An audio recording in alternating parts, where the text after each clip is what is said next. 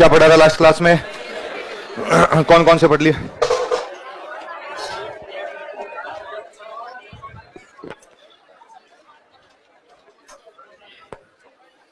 अच्छा, ऐसा किला जो पहाड़ के किनारे बना हुआ हो, क्या कहलाता है? जो पानी के किनारे हो, जो मरुस्थल के अंदर हो, जिसके खाई हो, जिसके परकोटा हो, जो वन में हो, जो जंगल में हो, जहां सेना रहे, जहां सहायता कर सको, सहायतुर। पहला कौन सा पढ़ा था? गागरो।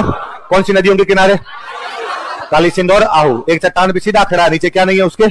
किसने बनवाया था? दौड़ परमार राजाओं ने, इसलिए इसे क्या कहा जाता है स्थानीय भाषा में?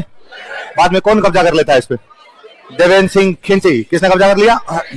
खिंचियों में पहला शाखा किसके नेतृत्व में हुआ? तब मालवा के कौन से राजा ने अटैक किया? दूसरा शाखा पालन सिंह। तब अटैक किसने किया था? महमूद खिलजी। और उसने इसका नाम बदल क्या कर दिया? मुस्तफाबाद कर दिया था इसका नाम का। इसमें बिल्डिंग बनी हुई है, तो इसके अंदर एक दरगाह है। किसकी दरगाह है? मिठे साया संत हमीदुद्दीन की। मधुसूदन मंदिर है, किसने बनवाया था? कौन से राज्य की टकसाल है? कोटा के सिक्के क्या कहलाते थे? इसके जो परकोटा उसको क्या कहा जाता है? क्या कहते हैं? रानियां जौहर करने से पहले कुंड में स्नान करती, उसे एक बावड़ी है। एक जगह पे राजनीतिक कैदियों को मृत्युदंड दिया करते थे, क्या है? गीत कराई कहा जाता है उसको। इतनी बातें बड़ी थी। अच्छा, एक दरवाजा, बुलंद दरवाजा, जो किसने बनवाया था? औरंगजेब ने। चित्तौड़गढ़ किला दुर्गों का क्या कहलाता है? और कुमारपल प्रबंध नाम की किताब ये कहती है, किसने बनवाया था? चित्रांगद मौर्य ने इसका। ये राजस्थान का सबसे बड़ा, एक विशेषता नहीं है, बाकी सारी है। कौन सी? धानबंदोर की। कौन से पठार पे? कौन सी आकृति में बना हुआ? मछली। कौन कौन सी नदियों के किनारे? गंभीरी और बेड़च नदियों के किनारे बना हुआ है। हमने इमारतें पर 1 लाख रुपए देके खिड़की खुलवाई। एक भंडार है, एक भवानी का मंदिर है, तुलजा भवानी का मंदिर, एक सूर्य मंदिर है जो अब क्या है? काली का मंदिर। एक जैनों के 27 मंदिर है, 7वीं से देवरी। चित्रांगद मौर्य का तालाब, भीम की लात से खोदा गया तालाब, भीमला तालाब। और एक और बताया था मीरा। कुंभलगढ़ दीवार की लंबाई कितनी है? उसकी चौड़ाई कितनी है? अबुल फजल ऊंचाई के बारे में क्या कहता है? जमस्टोड। इसकी तुलना किससे करता है? और इसमें कौन सा मालिया बना हुआ है? झाली रानी का मालिया। कौन सा कुंड है? रणथंभौर का किला किसने बनवाया था? चौहान राजाओं ने। कौन सी शताब्दी में? 8वीं शताब्दी में। एक किला किससे दुर्ग का उदाहरण है? कौन सी आकृति की पहाड़ी पे? इसलिए अबुल फजल कहता है कि बाकी सब किले, लेकिन ये किला बख्तरबंद। एक दरवाजा, इसमें कौन सा? किसने टकसाल बनवा दी? 2 महल बताए थे मैंने, कौन कौन से? और एक अनाज का भंडार बताया था, एक दरगाह बताई थी। पानी आ रहा है एक जगह से। अच्छा, जैसलमेर किला किसने बनवाया था? जैसल भाटी ने। कब बनवाया? पीले पत्थरों से बना, इसलिए क्या कहलाता है? कैसी आकृति में बना हुआ है? राजस्थान का दूसरा बड़ा आवासीय। इसके निर्माण में किसका प्रयोग नहीं हुआ? छत किसकी बनी हुई है? और अबुल फजल कहता है कि आप केवल पत्थर के पैरों से वहां तक पहुंच सकते हैं। और इमारतें बताई थी, इसके परकोटे क्या बोलते हैं? कमरकोट। कितनी बुर्जे हैं? कौन सा? एक वो लाइब्रेरी है, जिन बदर सूर्य भंडार। जैनों का एक मंदिर है, और एक भगवान कृष्ण का खुदा हुआ कुआ है, जयसुड़ कुआ। कौन सा कुआ है? जयसुड़ कुआ। चलो थोड़ा सा इसकी हिस्ट्री वगैरह के बारे में और पढ़ते हैं अपनी बातें।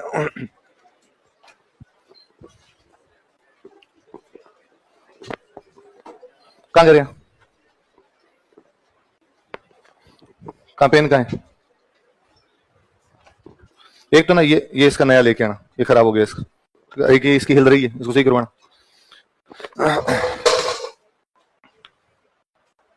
सुनना बात। जैसलमेर में एक राजा हुए जिनका नाम था मूलराज फर्स्ट। क्या नाम था? दिल्ली का सुल्तान है अलाउद्दीन खिलजी। मैंने बीच में 2-3 बार आपको बताया था जब अपने हिस्ट्री पढ़ रहे थे कि अलाउद्दीन खिलजी ने गुजरात पे अटैक किया था। कहां अटैक किया? और वहां पे धन के बंटवारे को लेके पंगा हो गया था, इसलिए मोहम्मद सार के हबरू दोनों भाग के किसके पास आ गए थे? हमीर। इसलिए उसने रणथंभौर पर अटैक किया था। पढ़ा था हमने? अच्छा, मैंने एक बात ये बताई थी कि जब अलाउद्दीन खिलजी गुजरात जा रहा था तो मेवाड़ के एक राजा ने उसे टैक्स ले लिया था, समर सिंह। क्या ले लिया था? मैंने एक बात ये बताई थी कि अलाउद्दीन खिलजी जब गुजरात से वापस आ रहा था तो उसका सेनापति एक था जो लेके आ रहा था अपने शिवलिंग के टुकड़े, और जालोर वाले एक सेनापति ने अटैक किया, जेता देवड़ा। और जेता देवड़ा उनसे सोमनाथ मंदिर के शिवलिंग के टुकड़े। तो अलाउद्दीन खिलजी के गुजरात आक्रमण के टाइम में राजस्थान में 4 शाखे हुए। उसके कारण कितने शाखे राजस्थान में? एक शाखा आपका रणथंभौर, एक शाखा आपका चित्तौड़, फिर शाखा आपके सिवाना, और फिर शाखा आपकी कौन सा? अलाउद्दीन खिलजी के टाइम में एक शाखा अपने और होता है, वो होता है जैसलमेर। कहां पर होता है? कहते हैं अलाउद्दीन खिलजी की सेना यहां से गुजर रही थी, उसकी सेना के जो घोड़े थे वो जैसलमेर वाले उठा के लिए आए। और अलाउद्दीन की सेना रुकी हुई थी, तो उसके घोड़े ये उठा के लेके आ गए। तो उसने कहा इनको, यार तुम मेरे घोड़े ले गए? उनका ले आए, वो तो ले आए, वापस तो हम देंगे नहीं। तो उसने कहा मैं अटैक करूंगा तुम पे, वो तेरे जी में है वैसा कर लेना बोले तू, लेकिन घोड़े वापस तेरे को नहीं दिए जाएंगे। तो अलाउद्दीन अटैक करता है, इन लोगों ने साका कर लिया था लेकिन घोड़े वापस तो वो अटैक किसके टाइम में हुआ था? कौन से राजा ने अटैक किया? अलाउद्दीन खिलजी। और इस टाइम जैसलमेर का कौन सा साका होता है? पहला साका। लिखो, लाइन चेंज करके लिखो। जैसलमेर के राजा मूलराज प्रथम के शासनकाल में, during regime of Jaisalmer king Mulraj first, Jaisalmer के राजा मूलराज प्रथम के शासनकाल में, during regime of Jaisalmer king Mulraj first, Jaisalmer के राजा मूलराज प्रथम के शासनकाल में अलाउद्दीन खिलजी ने आक्रमण किया था। अलाउद्दीन खिलजी ने जैसलमेर पर आक्रमण किया था। Alauddin Khilji attacked on Jaisalmer. अलाउद्दीन खिलजी ने जैसलमेर पर आक्रमण किया था। Alauddin Khilji attacked on Jaisalmer.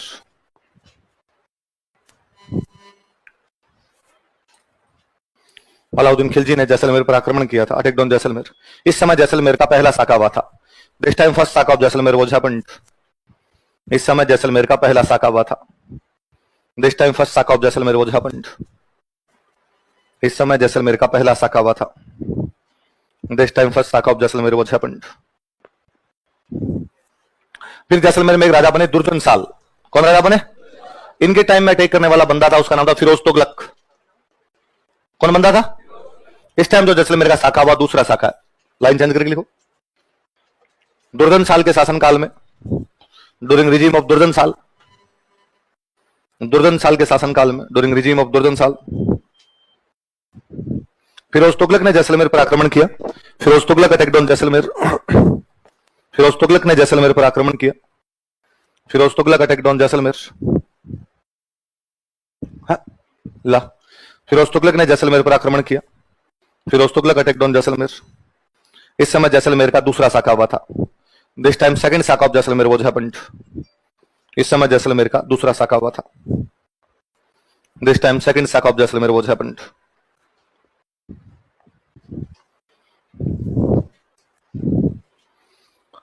फिर राजा चेंज हुए, इसलिए इस बार जैसलमेर में एक नए राजा बने, उनका नाम था लूणकरण। क्या नाम था? पढ़ा कहीं जैसलमेर का लूणकरण में? कहां पढ़ा? उमादे। क्या पढ़ा था हमने? ऋषि रानी उमादे पढ़ी थी, तो हमने पढ़ा था जैसलमेर के लूणकरण भाटी की पुत्री थी। पढ़ा था? तो जैसलमेर का राजा कौन है? क्या नाम है? लूणकरण। अफगानिस्तान में एक जगह पड़ती है, उस जगह का नाम है कंधार। क्या नाम है? और कंधार का एक बंदा है, उस बंदे का नाम है अमीर अली। क्या नाम बंदे का? अमीर अली की कंधार में अपने भाइयों से लड़ाई हो गई और भाइयों ने अमीर अली को पीट पाट के निकाल दिया। तो अमीर अली का क्या छूट गया? कंधार। कंधार से निकाल दिया गया। कंधार से निकाल दिया तो वो आ जाता है जैसलमेर। सिंध आता है पाकिस्तान में, और सिंध से अपने कहा जाता है जैसलमेर। जैसलमेर का राजा कौन है? और इसने लूणकरण को आगे कहा कि लूणकरण तू मेरी सहायता कर, मैं तुझे अपना भाई मानता हूं, तुझे अपने धर्म का भाई बनाता हूं, और तू मेरी सहायता कर दे। क्या सहायता चाहिए भाई? कि मेरे को रहने की जगह दे यार। मेरे भाइयों ने मेरे को कंधार से निकाल दिया, तो लूणकरण ने इसको रहने की जगह दे दी। ये जैसलमेर में रहने लग गया, एकदम दोस्त बनावा, खास दोस्त बनावा। कई दिन बाद मेरे इसने एक दिन लूणकरण को कहा, क्या लूणकरण अपने दोनों दोस्त हैं, साथ में उठते बैठते खाते पीते हैं, लेकिन यार मेरा परिवार और तेरा परिवार तो आपस में कभी मिला ही नहीं। मेरी बेग में तेरी रानियां, तुम्हारे बच्चे, हमारे बच्चे कभी आपस में मुलाकात तो करे। तो लूणकरण ने कहा यार बात तो सही यार, अपने जब भाई भाई बने हुए हैं तो परिवारों की मुलाकात भी होनी चाहिए। तो एक काम करो, अभी परसों संडे को तुम भेज दो, तुम्हारे पूरे परिवार को हमारे घर पे भेज दो। परसों क्यों भेजें? आज ही भेज दें, कल भेज दें। तो उसने कहा यार अभी 2 दिन बाद में हमारे कोई एक रिश्तेदारी में फंक्शन है, शादी का फंक्शन है, इसलिए हमारे पुरुष जो सारे हैं वो तो शादी में जाएंगे, तो किले में महिलाएं बचेगी। तो किले में केवल महिलाएं होगी, तो महिलाएं ढंग से मिल लेगी। पुरुष वगैरह होंगे तो कहां पर्दे के अंदर घूमती फिरेगी वहां। उसने कहा ये वाला प्लान तो और ठीक है। तो ठीक है भाई, 2-3 दिन बाद में, और सब जो आमिर खान जो है उसकी जो अमीर अली जो है उसकी बेगमों किससे मिलने के लिए जाना है? लूणकरण की रानियों से। वो वापस अपने डेरे पे आया जहां पे रुका हुआ था वहां यार। उसने आगे अपने परिवार वालों को बताया भाई महिलाओं को और बच्चों को 2 दिन बाद तैयार रहे, जैसलमेर के किले में मिलने के लिए जाना है। क्यों मिलने के लिए जाना है? पूछा साथ वालों ने। क्यों? लूणकरण से मैंने कहा यार परिवार भी तो आपस में मिल ले। तो परसों क्यों जाना है? तो यार परसों उनके किले के अंदर पुरुष तो है नहीं, महिलाएं हैं, तो महिलाएं आपस में मुलाकात ढंग से कर लेगी, इसलिए परसों भेज देते हैं। उन साथ वालों का पक्का परसों पुरुष नहीं है इनके का, नहीं है तो किले पे कब्जा ही कर लेते हैं। तो नहीं यार दोस्त है अपना, बड़े से किले काय का दोस्त है, किले पे कब्जा करते हैं और किला लेते हैं इतना बड़ा आपने। अब इन्होंने प्लानिंग की, जब महिलाएं पालकी में बैठ के जाती, पैदल जाती नहीं पालकी में, और पालकी में महिला बिठाओ ही मत, पालकी में अपने तो सारे के सारे पुरुष ही बिठा दो।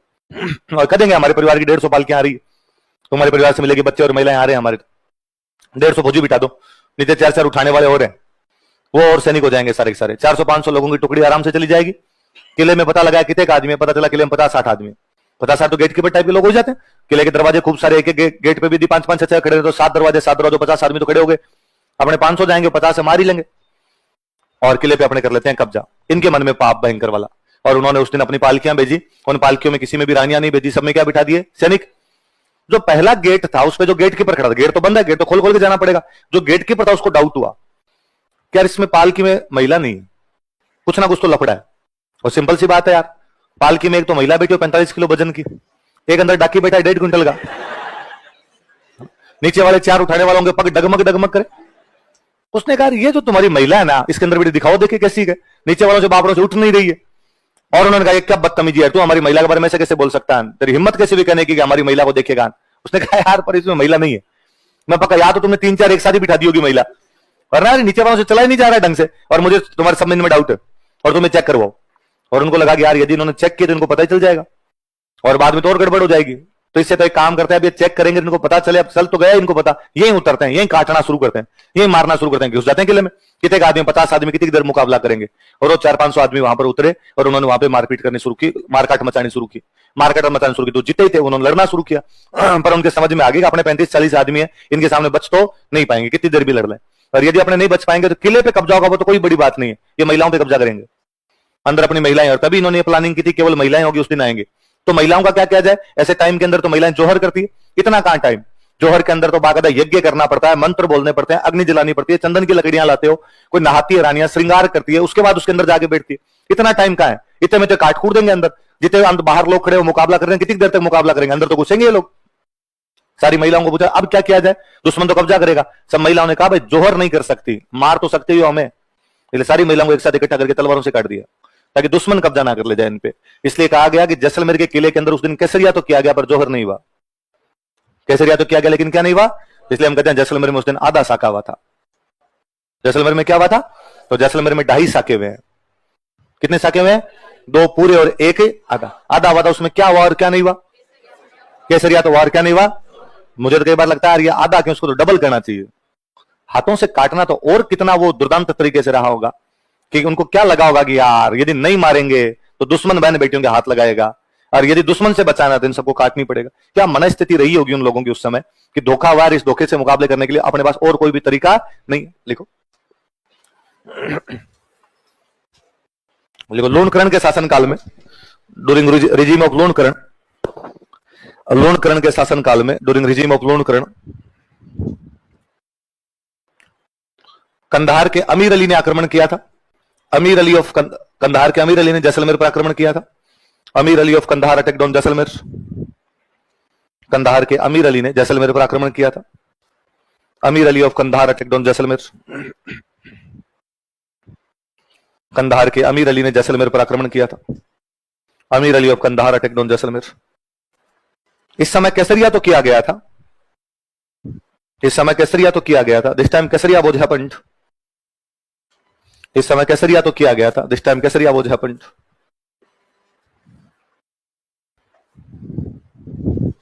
लेकिन जोहर नहीं किया जा सका, but jauhar could not be committed. लेकिन जोहर नहीं किया जा सका, but jauhar could not be committed.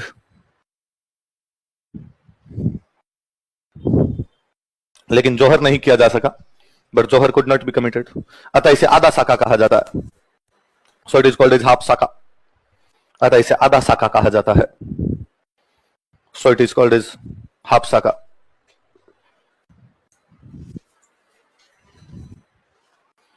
तो जैसलमेर में 2.5 साके याद रहेंगे आपके। पहला साका कौन से राजा के टाइम में, मूलराज। अटैक किसने किया, अलाउद्दीन। दूसरा साका किसके टाइम में, दुर्जन शाह। अटैक किसने किया, फिरोज तुगलक। आधा साका किसके टाइम में, लोणकरण। अटैक किसने किया, अमीर अली। अमीर अली कहां का था, क्या हुआ और क्या नहीं हुआ, केसरिया हुआ, लेकिन जौहर अग्नि वगैरह नहीं जला सके, जौहर नहीं हुआ, इसलिए उसको क्या बोलने लगे अपने, आधा साका। भारत के एक बहुत बड़े फिल्मकार हुए जिनका नाम है सत्यजीत रे। कौन हुए, बंगाल के बहुत बड़े साहित्य वो सॉरी फिल्मकार हुए थे जिनका नाम क्या है, ऑस्कर मिला हुआ था।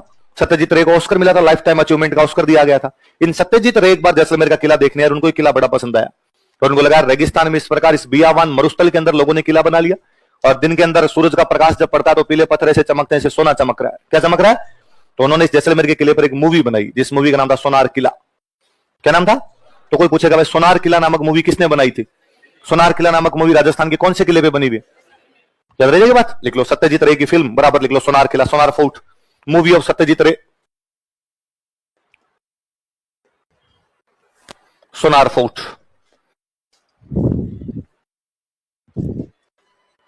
सत्यजीत रे की फिल्म, बंगाल के थे सत्यजीत रे।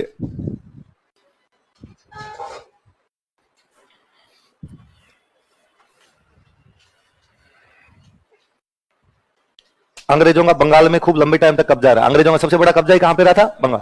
इसलिए बंगालियों के तो बापड़ों के नाम ही चेंज हो गए। ये वास्तव में होता है राय। क्या होता है? स्पेलिंग क्या होगी? उन्होंने बोलना शुरू कर दिया रे। क्या बोलना शुरू कर दिया? या कई जगह तो इसको बना गए, तो सत्यजीत रोए, सत्यजीत रे, जबकि वास्तव में होना क्या चाहिए? बंगाल में सरनेम हुआ करता था मुखोपाध्याय, चट्टोपाध्याय, बंदोपाध्याय।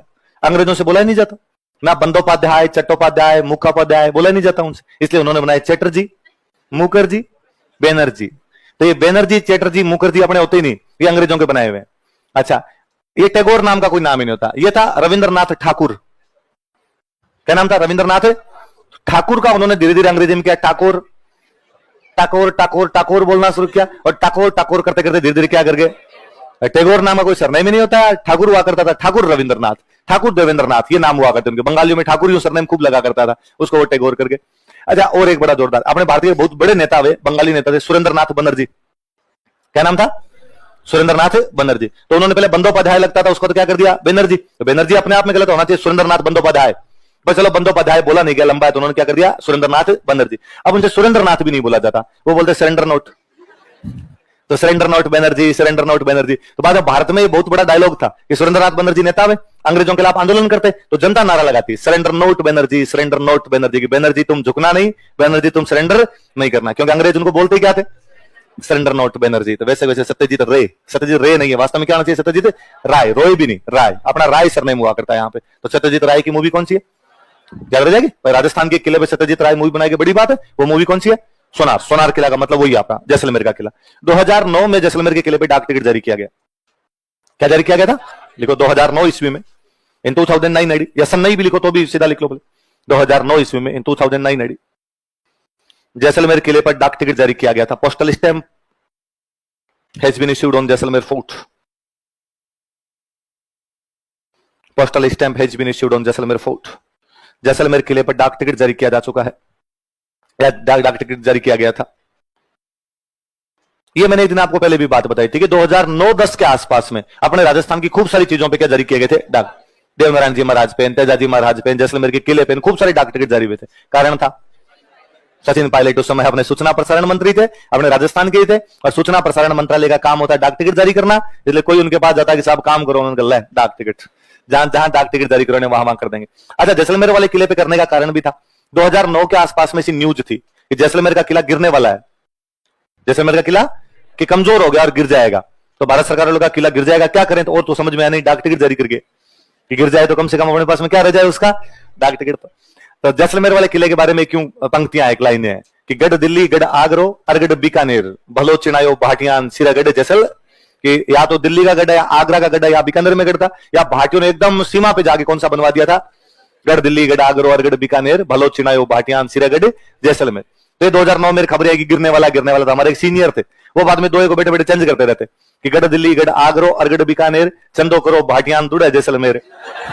कि भाटियों चंदा कर लो, तुम्हारा जैसलमेर क्या होने वाला है? दूरना समझते हो कि गिर जाएगा। अब इसमें क्या कर लो आप? तो चंदा कर लो ताकि इसको क्या बना सको? दोबारा बना सको। पर भगवान जाने ये अपने किले किस मिट्टी से बनाए हुए, कैसे बनाए, गिरने का नाम ही नहीं ले।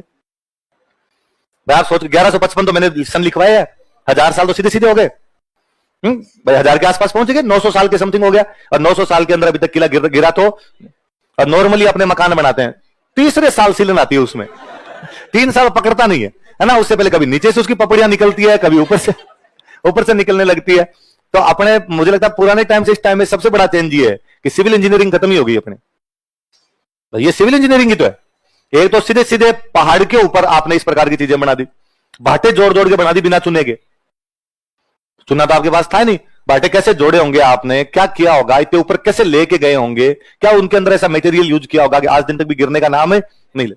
वरना अपने आप भारत सरकार बनवाती है और तो भी आता है कि पुल गिरा, है ना, सारी टेक्नोलॉजी लगा लगू के बनाते हैं तो भी। तो फिर एक तो बड़ा सा वो लगता है कि कहीं ना कहीं एक तो ये बढ़ गया अपने भ्रष्टाचार। पहले वो कमजोर सीमेंट नहीं लग रही थी, तो भी सीमेंट लग रही थी और ढंकी लग रही थी, इस चीज का तो मतलब समझ रहे थे।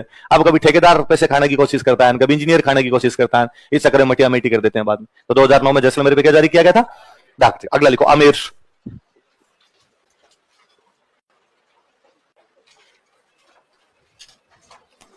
हाँ हाँ, मैंने क्या लिखा था, कालबेलियन देते। हाँ 2010 में कर लिया था पक्का, तुम देखा कहीं पे, कहां देखा, बुक में भी देखा, नेट पे भी देखा भाई, और भी क्रॉस चेक कर लेना। मैंने 2014 लिखवाया था, तो देख लेना, ये कह रही है कि कालबेलिया डांस 2010 में यूनेस्को की साइट में आ गया था, चेक कर लेना। और जब लोड, अरे नहीं लेना, अरे लोड 14 नहीं 16 कर लो, 18 कर लो, सन नहीं पूछती हिस्ट्री। मैंने 100 बार तो कहा आपको कि सन नहीं पूछे जाते, सन पूछने बंद कर कुरा दिए। ये कोई कांस्टेबल टाइप के एग्जाम में फ्री कोई पूछ पाछ ले, अपने ढंग के एग्जाम में कोई नहीं पूछता। और मत बताओ उसमें भी पूछ ले, एक पूछ लिया वो गलत भी हो जाए तो कोई फर्क नहीं पड़ता है। अपने पास पढ़ने की इतनी सारी चीजें होती है, दूसरी की वो याद रह जाए वही भली बात है। चेक क्रॉस चेक कर लेना, बाद में लिख लेना। अगला किला कौन सा आपका, आमेर का किला। आमेर पे कब्जा करने वाला पहला बंदा आपके था काकिल देव। कौन बंदा था, इसलिए इस किले का एक नाम पड़ गया काकिलगढ़। क्या नाम पड़ गया, तो कोई पूछे भाई कौन से किले को काकिलगढ़ कहा जाता था, कौन से किले को, लिख लो अन्य नाम काकिलगढ़, अदर नेम काकिलगढ़। क्यों कहते काकिलगढ़, याद रहेगा, काकिल देव यहां पर आया था, आमेर आया था, तो उसने छोटा मोटा कुछ बनवाया होगा यहां पे, अन्य नाम लिख लो काकिलगढ़। फिर मैंने शायद लिखवाया भी था आपको कि किला बना था मानसिंह के टाइम। किला किसके टाइम बना, लिखवाया था मैंने, तो इसका निर्माता जो है वो कौन है, लिख लो, मानसिंह ने इस किले का निर्माण करवाया था। Mansingh build this fort, Mansingh ने इस किले का निर्माण करवाया था, मानसिंह बिल्ड दिस फोर्ट। किस किले का निर्माण करवाया था, अच्छा मानसिंह के टाइम में मुगलों के साथ इनके रिलेशन अच्छे थे या बुरे थे, अच्छे रिलेशन थे, इसलिए इस किले पे मुगल स्थापत्य कला का प्रभाव है। कोई पूछे कि राजस्थान में कौन से किले पे सबसे अधिक मुगल स्थापत्य कला का प्रभाव, तो कौन सा है, सब पे ही है, थोड़ा बहुत सब पे रहता ही है, अलग अलग क्षेत्रों में आती थी थोड़ी बहुत, पर इसमें थोड़ा ज्यादा ही दिखाई देता है। लिख लो, इस किले पर सर्वाधिक मुगल स्थापत्य कला का प्रभाव दिखाई देता है। मोर influence of Mughal style of architecture is visible on this fort. इस किले पर सर्वाधिक मुगल स्थापत्य कला का प्रभाव दिखाई देता है, या मुगल स्थापत्य कला का सर्वाधिक प्रभाव दिखाई देता है, लिख लो, मुगल स्थापत्य कला का सर्वाधिक प्रभाव दिखाई देता है। मोर influence of Mughal style of architecture is visible on this fort. सर्वाधिक मुगल स्थापत्य कला का प्रभाव दिखाई देता।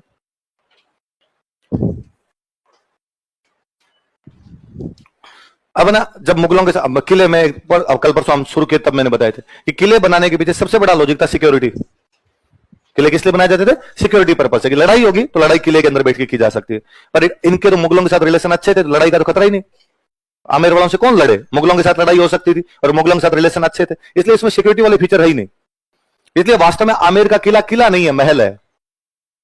आमेर का किला किला नहीं है, क्या है, महल की तरह बना हुआ। दो चीज होती है, एक होता है किला, एक होता है महल। किले बनाए जाते हैं सिक्योरिटी के लिए, महल बनाए जाते हैं रहने के लिए, यूटिलिटी। इसलिए महल बहुत सुंदर होते हैं। मैं एग्जांपल दूं, कभी आप जोधपुर जाओ तो जोधपुर के अंदर एक तो बना हुआ किला मेहरानगढ़, क्या बना हुआ, एक महल बना हुआ उमेद महल, उमेद पैलेस का दो ना, उमेद पैलेस। आप मेहरानगढ़ को देखो, आपको लगे क्या देखना आया हूं मैं इसमें, दीवारें तो है, चलो तो दीवारें दीवारें हैं, देख के दो कमरे बने, छोटे छोटे कमरे बने होंगे राजाओं के, और कुछ नहीं है उसके अंदर। ये आप उमेद पैलेस देखने जाओ, आपको मजा आ जाएगा, आपको लगेगा कि वास्तव में रॉयल पैलेस इसी प्रकार का होता है। आप अपना नाहरगढ़ देख लो, कई बार अपने कहते हैं नाहरगढ़ देखने के लिए चलो, तो मुझे लगता है नाहरगढ़ में क्या देखना, खाली दीवारें हैं, बाकी थोड़े थोड़े गुब्बारियां हैं, छोटे छोटे छोटे कमरे बने हुए उसके अंदर। आपको सिटी पैलेस देखने जाओ, दिमाग खराब हो जाए आप, क्या सुंदर उनमें सोने चांदी का काम किया हुआ, नक्काशियां की भी, पेंटिंग की भी उनके ऊपर बहुत अच्छी। इसलिए महल हमेशा सुंदरता के लिए बनाए जाते, किले हमेशा किसके लिए बनाए जाते, सुरक्षा। लेकिन आमेर में सुरक्षा का तो खतरा ही नहीं था, इसलिए आमेर महल की तरह बना दिया गया। एक किला जो महल की तरह बना दिया गया, किला जो बहुत सुंदर बना दिया गया, वो किला कौन सा है। तो यदि राजस्थान में किसी को किला देखना हो तो आमेर देखे, बाकी सारे किले बकवास हैं, कल दीवारें हैं, छोटे छोटे कमरे हैं, दीवारें हैं। वो सुंदरता वाला जो फील आता है वो किसी किले के अंदर, वो किले में किसमें आता है आपको, देखो यह किला महल की तरह बना हुआ है। This fort is constructed like a palace. यह किला महल की तरह बना हुआ है। This fort is constructed like a palace. यह किला महल की तरह बना हुआ है, पर राजा ने फिर भी दिमाग लगाया गया, ठीक है सुरक्षा का बाहर से तो खतरा नहीं है कि मुगलों का अटैक तो नहीं होगा, क्या पता अपना ही कभी कोई बंदा अंदर घुस जाए और अंदर घुस के राजा को मार दे तो वैसा आप अंदर घुसेगा अपनी मर्जी से, निकलेगा अपनी मर्जी से, हमारी मर्जी से जाएगा बाद में बाहर, तो कैसे, तो बाहर जाने का रास्ता नहीं मिलेगा। इस किले में भूल भुलैया है, क्या है, रास्ते इस प्रकार से हैं कि आप मान लो यहां पहुंच गए और अब आपको यहां जाना है, आप यहां से घूम के इधर से जाके वापस यहीं आगे, वापस जाने के रास्ते नहीं मिलते इस किले के अंदर। तो कोई पूछेगा राजस्थान के कौन से किले में भूल भुलैया बनी हुई है, तो कौन से किले में, लिखो इस किले में भूल भुलैया है। There is labyrinth in this fort, या मेज लिख सकते, इस किले में भूल भुलैया बनी हुई है। देयर इज लेबिरिंथ और मेज इन दिस फोर्ट, इस किले में भूल भुलैया बनी हुई है। अच्छा हिंदी में भी भूल भुलैया लिखना पड़ेगा, अल्लाह रहम करे।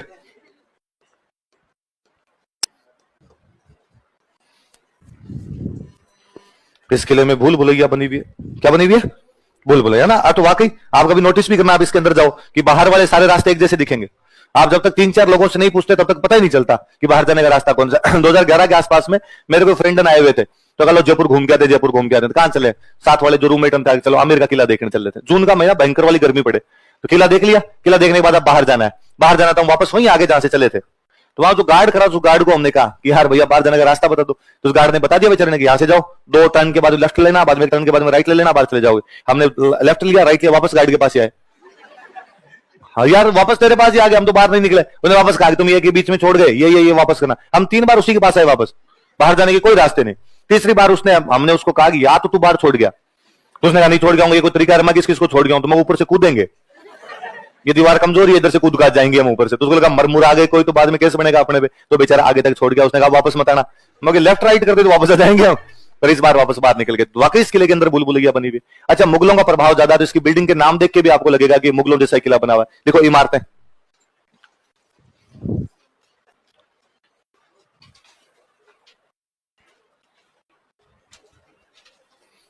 इमारत का नाम देखो, दीवाने आम, दीवाने खास,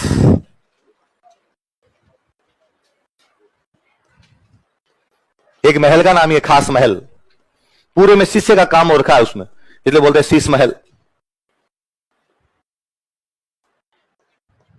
कुछ रानियों के महल बने हुए जिनके नाम है मंदिर, सुख मंदिर, इंग्लिश में टेंपल मत कर लेना, सुख मंदिर ही लिखना है इसको, सुहाग मंदिर,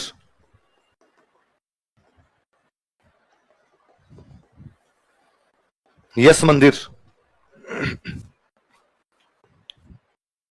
ये मुगलों के तरीके होते हैं कि जब भी महल बनवाते उसके आगे 4 बगीचे लगवाते, उसको बोलते 4 बाग शैली। क्या बोलते हैं, आप कभी ताजमहल देख लो, ताजमहल के आगे 4 बगीचे हैं, तो 4 बाग स्टाइल, इंग्लिश में 4 बाग स्टाइल लिखना, 4 गार्डन टाइप मत करना कुछ, 4 बाग शैली। बाहर एक तालाब बना, उस तालाब का नाम है माउठा, तो माउठा पोंड। माउठा की एक दिन मैंने बातें और ही बताई थी आपको कि दादू जी ने इस माउठा के पास में रज्जब जी को उपदेश दिया था कि शादी मत कर, तो माउठा वो, तो इस बार कभी माउठा के पास में जाओ तब देखना, फील करना उस बात को। एक बगीचा बना हुआ है दोलाराम का बाग, दोलाराम गार्डन लिख लेना, बोले ये बाग है वैसा दोलाराम गार्डन। एक बाहर की तरफ और बगीचा बना हुआ है केसर कैरी,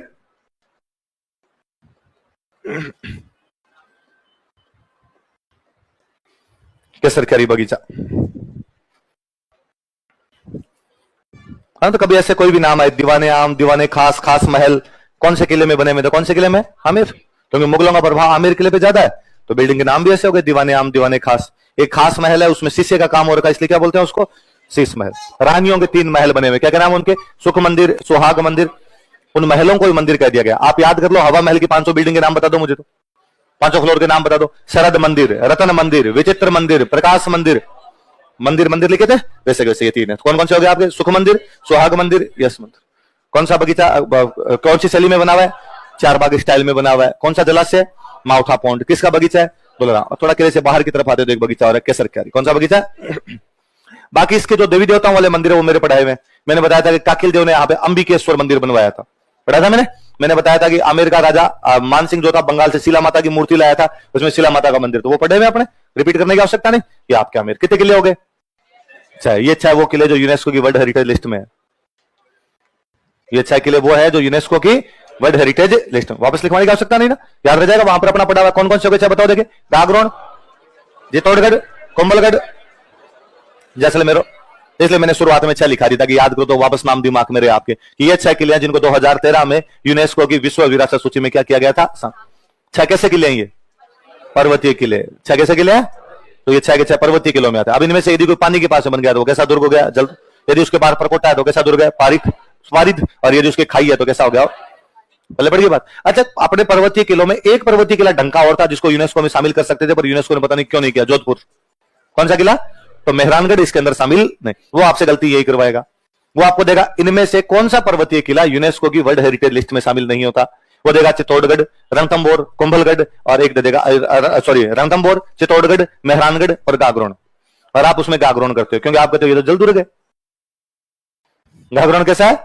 तो अपने ऐसे नहीं करना है ना। ये फिर वो राजस्थान जी के जो टावर कांस्टेबल के लिए पढ़ते हैं वो ऐसे रट्टे मारते हैं, गागरोन जल दुर्ग, गागरोन जल दुर्ग, गागरोन जल दुर्ग। अपने थोड़ा सा दिमाग लगाना कि जो भी पानी के पास में होगा कैसा होगा, पर यदि वो पहाड़ पे है तो उसी को अपने क्या बोलेंगे?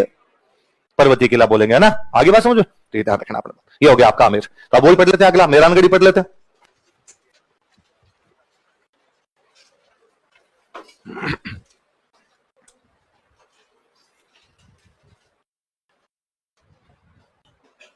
मेहरानगढ़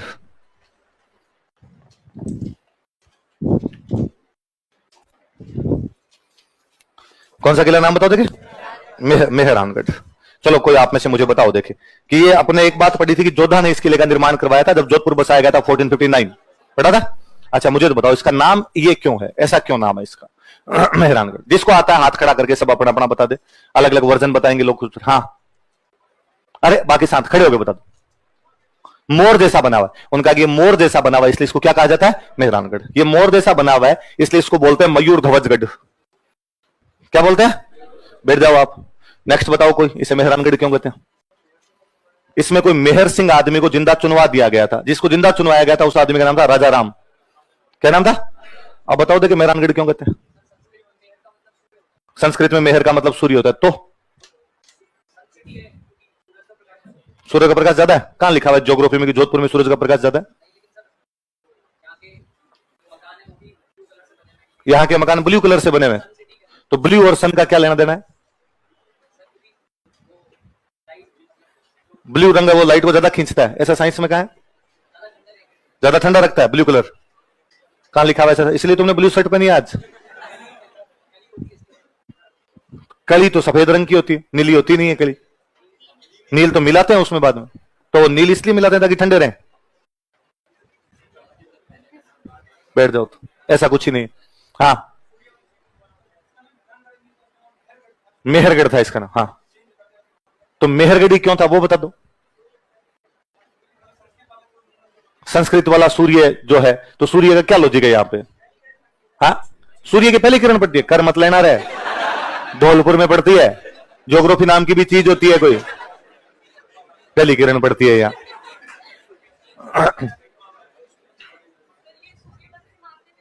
कौन? यहां के राजा कौन थे? जोधपुर के शासक कौन थे? मिहिर का अर्थ होता है सूर्य। मिहिरानगढ़ था, ठीक है। तो कौन मानते थे खुद को? कौन होते हैं सूर्यवंशी? कौन थे मारवाड़ में राजा? कौन थे? जिनको आता हो खड़ा होकर बोल जा रहे, बीच में क्यों चिल्लाता है? खड़ा होकर बोल दे कि जिसको आता हो। हाँ, और कोई सोच के सोचो साथ क्या जाएगा? मिहिर जाति, मिहिर नाम की जाति होती है कोई? कहां रहती है? हाँ, कहां रहती है?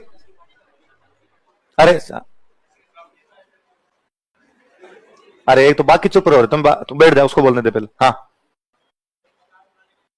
मकान बनाने की एक जाति होती है मेहर, और उन्होंने इस मकान को बनाया तो मेहर के नाम पे मेहरानगढ़। मकान बनाने वाली जाति मेहर कहां पड़ा ऐसा कि मकान बनाने को मेहर नाम की जाति होती है? तो पता है तेरे को कहां रहते हैं ये मेहर? किस क्षेत्र में इन मेहरों का निवास स्थान है? जोधपुर में है? जोधपुर नागौर साइड में? मैंने तो पहली बार सुना यार मेहर नाम की जाति भी होती है कोई। बैठ, कोई नहीं, ठीक। हाँ, तुम खड़े हो। हाँ, हाँ, राठौर सूर्यवंशी, तो क्या हो गया उससे? हाँ, तो मेहर, मेहर का मतलब सूर्य होता है। मेहर का मतलब सूर्य होता है। मिहिर, तो मिहिर से मेहर कैसे हुआ? हाँ, और बैठ जा कोई नहीं, हाँ शाबाश, हाँ। मिहिर नाम का एक ऋषि रहता था, एक ऋषि रहते थे यहाँ पे जिनका नाम था चिड़ियानाथ। क्या नाम, क्या नाम था उनका? ऋषि थे, उनका नाम क्या था? चिड़ियानाथ। अब बताओ देखे। हाँ एक और बीच में, हाँ हाँ, चिड़िया टूंक पहाड़ी पे, तो नाम मेहरानगढ़ क्यों है?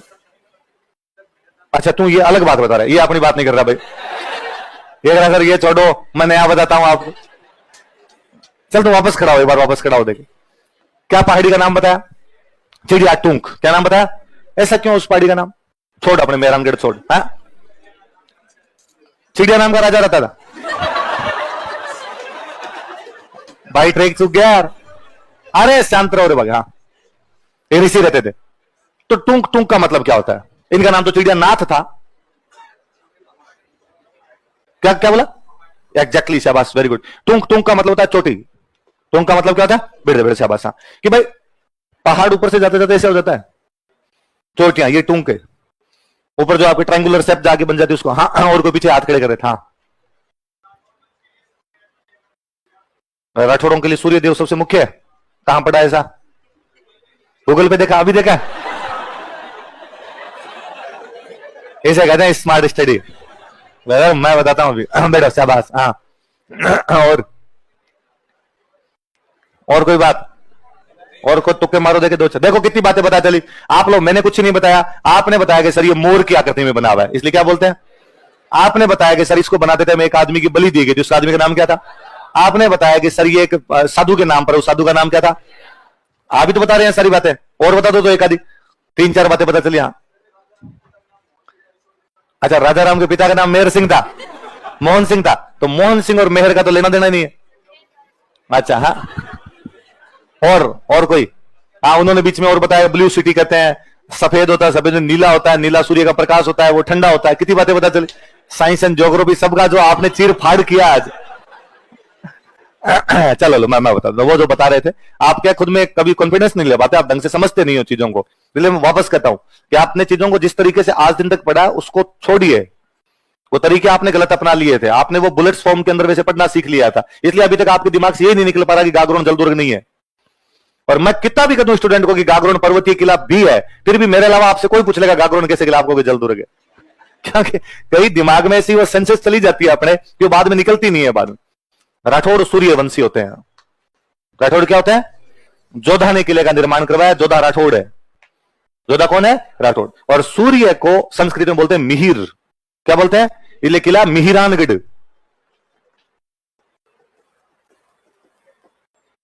किला क्या है? मिहिरानगढ़। मिहिरानगढ़ मिहिरानगढ़ करते करते क्या बना लिया आपने? बाकी मेहरानगढ़ नहीं। एग्जैक्ट नाम क्या होना चाहिए इसका? क्योंकि सूर्यवंशी राठौड़ों ने किला बनवाया था, इसलिए नाम क्या पड़ गया, और इसीलिए नाम सूर्य नगरी हो गए। कोई ज्यादा किरण पड़ती है, पहली किरण पड़ती है, कहां पड़ेगी रे पहली किरण? यहां पे आके लिखो अब आगे, तो ठीक है, पहली किरण। यह किला सूर्यवंशी राठौड़ राजा जोधा द्वारा बनवाया गया था। यह किला सूर्यवंशी राठौड़ राजा जोधा द्वारा बनवाया गया था। This fort was constructed by Suryavanshi Rathore king Jodha. यह किला सूर्यवंशी राठौड़ राजा जोधा द्वारा बनवाया गया था। This fort was constructed by Suryavanshi Rathore king Jodha. तो ये आगे वाला दे दे मेरे, खाली इसका इधर, बाकी चेंज बाद में कर लें। चेंज कराओ मेरे को बता रहे सर, ये सही वहां बता दे क्यों नहीं गैस खराब हो लगेगा रीस चेंज करवाना आपको कहना नहीं।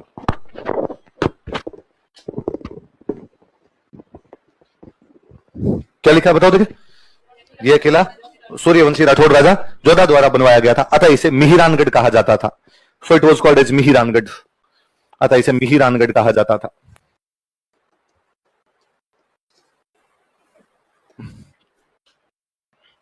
क्या कहा जाता था? मिहिरानगढ़।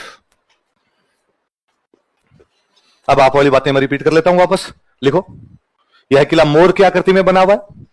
This fort is constructed in peacock shape. यह किला मोर की आकृति में बना हुआ है। This fort is constructed in peacock shape.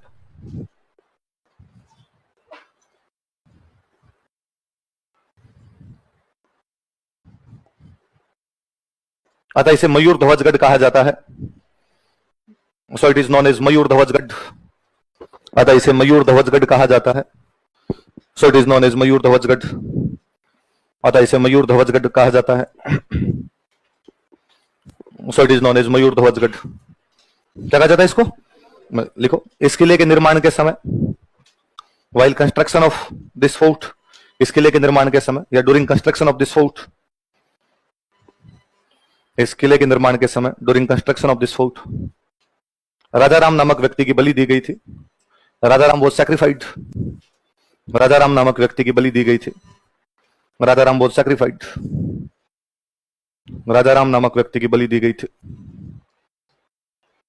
Rajaram was सैक्रिफाइड। ऐसा अपने राजस्थान में कई जगह प्रावधान था कि पहले जब ये बड़े बड़े किले वगैरह बनाते, नर बलि दिया करते। क्या दिया करते? नर बलि। भाई एक किसी आदमी को यहां पे इसके अंदर जिंदा गाड़ना पड़ेगा या उसको मार के गाड़ना पड़ेगा, इस प्रकार की बातें, बंदा अपनी मर्जी से तैयार होना चाहिए, इस प्रकार कई बातें होती। जैसलमेर वाला किला जब बनाया था तो भाटियों का किला था, तो एक भाटी ने अपनी वहां पर नर बलि दी थी। ये जब किला बनाया तो एक राजाराम नाम के व्यक्ति थे, उनकी यहाँ पे क्या दी गई? नर। और फिर जोधपुर रॉयल फैमिली, जोधपुर का जो राजा था जोधा, उसने कहा राजाराम के परिवार का पालन पोषण आज के बाद मेरा। तो राजाराम का जो परिवार था उनको बाद में जोधपुर रॉयल फैमिली की तरफ से खूब सारे प्रिविलेज मिलते और खूब सारी फाइनेंशियल सपोर्ट बाद में दिया जाता था। राजाराम जी बाद में लोक देवता घोषित किए गए, इसलिए राजाराम जी का मंदिर है किले में। अब जाओगे तो राजाराम जी की छतरीन बनी हुई है, राजाराम जी की वहां पे पूजा वगैरह की जाती है। तो कभी जाओ और वो राजाराम का मंदिर वगैरह देखो तो याद करना कि राजाराम जी वही व्यक्ति है जिसकी इस किले में क्या दी गई थी। कौन से वो साधु रहते थे? जिस चोटी पे रहते, चोटी को अपने कह रहे हैं, चोटी को बोलते हैं टूंक। क्या बोलते हैं? तो इसलिए उस चोटी का नाम क्या हो गया? चिड़िया टूंक। इसलिए किला कौन सी चोटी पर बना हुआ है? कौन सी चोटी पे? लिखो, यह किला चिड़िया टूंक पहाड़ी पर स्थित है। This fort is located on चिड़िया टूंक हिल। यह किला चिड़िया टूंक पहाड़ी पर स्थित है। This fort is located on चिड़िया टूंक हिल। चिड़िया टूंक पहाड़ी पर स्थित है। कौन सी पहाड़ी पर स्थित है? कहते हैं यहाँ पे चिड़ियानाथ जी नाम के एक साधु रहते थे। 1453 में जब जोधा ने यहाँ पर कब्जा किया, मंडोर, मामल मामल वाली संधि में उसको क्या मिलता है वापस? मंडोर। मंडोर पे कब्जा कर लिया, फिर उसको लगा यार मंडोर में पार नहीं पड़ेगी, राजधानी थोड़ी अच्छी जगह होनी चाहिए, राजधानी थोड़ी बड़ी होनी चाहिए। तो 1453 में कब्जा करता है। 6 साल बाद में जोधपुर बसाता है। जोधपुर बसाता है तो उसको ये पहाड़ बड़े पसंद आए, तो उसको लगा इन पहाड़ों पे किला बनवाया जाए। तो पहाड़ों पे किला बनवाना, तो पहाड़ की चोटी पे कौन रहते हैं? चिड़ियानाथ जी। इसलिए चिड़ियानाथ जी को हटाना पड़ेगा। तो चिड़ियानाथ जी को जोधा जी ने कहा, चिड़ियानाथ जी महाराज बोरिया बिस्तर समेटो, यहां से रवाना हो, ये प्लॉट अपना है। चिड़ियानाथ जी ने कहा यार मैं साधु आदमी हूं, मेरे को कैसे भगा सकता है, और कहीं बना ले। उसने कहा तभी तो कह रहा हूं, आप साधु आदमी, आप तो कहीं जाके बैठ जाओ, किसी पहाड़ पे जाके बैठ जाओगे, पर इस पहाड़ की लोकेशन अच्छी है और मैं इस पहाड़ पे अपना किला बनाऊंगा। चिड़ियानाथ जी गए ने तो उनको जबरदस्ती यहां से हटाया, बैठो हम बनाएंगे यहाँ पे किला बनाएंगे। चिड़ियानाथ जी जाते जाते श्राप देके गए कि मैं तुझे श्राप देता हूं कि इस किले के अंदर तुम्हारा जो कोई राजा रहेगा उसके हमेशा पानी की कमी रहेगी। किसकी कमी रहेगी? और इस किले में जो कोई राजा रहेगा वो कभी अपने पोते का मुंह नहीं देख पाएंगे, तीसरी पीढ़ी नहीं देख पाएंगे। और चिड़ियानाथ जी का श्राप एकदम सत्य साबित हुआ। मेहरानगढ़ के अंदर जब तक ये लोग रहे थे तब तक इनका कोई भी राजा जो था वो हमेशा पानी की पूर्ति नहीं कर पाया। हमेशा मेहरानगढ़ किले में किसकी कमी बनी रही? पानी की कमी बनी रही। और हमेशा जोधपुर का जो भी राजा बना मेहरानगढ़ किले के अंदर, वो अपने पोते का मुंह नहीं देख पाया, उसे पहले पहले मरा करता था वो। तो बाद में किसका श्राप था? चिड़ियानाथ जी। तो वो जिस चोटी पे बैठते उस चोटी का नाम क्या था? चिड़िया टूंक। क्या नाम था? तो चिड़िया टूंक चोटी। याद रहेगी बात है आपके। एक अंग्रेज था जो यहाँ पे खूब दिनों तक रह के गया था, रुडयार्ड किपलिंग। कौन अंग्रेज था? मोगली वाला कैरेक्टर इसी का है, मैंने हिस्ट्री पढ़ाई तो बताया था आपको। तो रुडयार्ड किपलिंग यहाँ पे खूब दिनों तक रह के गया। वो इस किले को देख के कहता है कि यार किला साधारण किला नहीं है, ये या तो बना के गए देवता या बनाया परियों ने। किसने बनाया? इस किले का निर्माण देवताओं ने या परियों ने किया, कि वो देवता आए होंगे, देवता ने आगे चुटकी बजाई और किला बना दिया, या कोई परी आई, परी ने आके यहाँ पे किला बना दिया होगा। ऐसे साधारण आदमियों के बस की बात इतना बड़ा किला बनाना नहीं है। लिखो, रुडयार्ड किपलिंग के अनुसार, according to Rudyard Kipling, Rudyard Kipling के अनुसार, अकॉर्डिंग टू रुडयार्ड किपलिंग, इस किले का निर्माण देवताओं तथा परियों द्वारा करवाया गया है। This fort is constructed by deities और एंजल्स।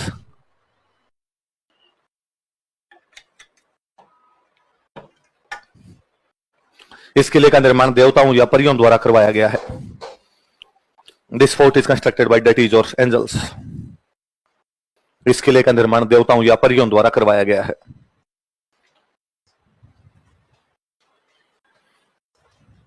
कौन कहता है ये सब बातें?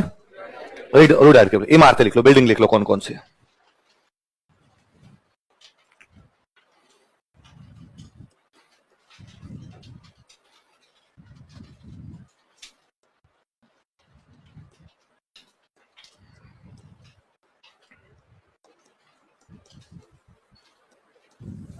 महल को पैलेस लिख लेना इंग्लिश में ना।